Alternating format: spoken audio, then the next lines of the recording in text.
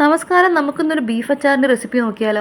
ആദ്യം തന്നെ ഉപ്പ് പൊടി, മുളക്, മഞ്ഞൾപ്പൊടി ഇതെല്ലാം ചേർത്തിട്ട് നമ്മൾ ബീഫിനെ നല്ലപോലെ മിക്സ് ചെയ്ത് വെക്കുക. എല്ലാ ഭാഗത്തും മസാലയെല്ലാം വരുന്ന പോലെ നല്ലപോലെ മിക്സ് ചെയ്ത് വെക്കുക. ശേഷം ഒരു ചട്ടിയിൽ നല്ലപോലെ എണ്ണ ചൂടാക്കി അതിനകത്തേക്ക് നമ്മുടെ ഈ ബീഫിനെ ഇടാം.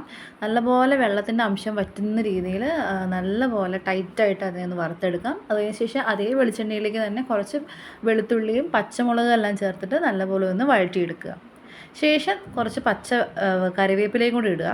ഇത് നല്ലൊരു എന്താ പറയുക, ആ ഒരു ഫ്ലേവർ നൽകും. അതിനുശേഷം നല്ലപോലെ കാശ്മീരി മുളക് പൊടി ഇടുക. സോ ഇതെല്ലാം കൂടെ നല്ലപോലെ മിക്സ് ആയതിന് ശേഷം നമുക്ക് നെക്സ്റ്റ് സ്റ്റെപ്പ് എന്ന രീതിയിൽ കുറച്ച് വിനാഗിരിയും കൂടെ അതിനകത്തേക്ക് ആഡ് ചെയ്യുക.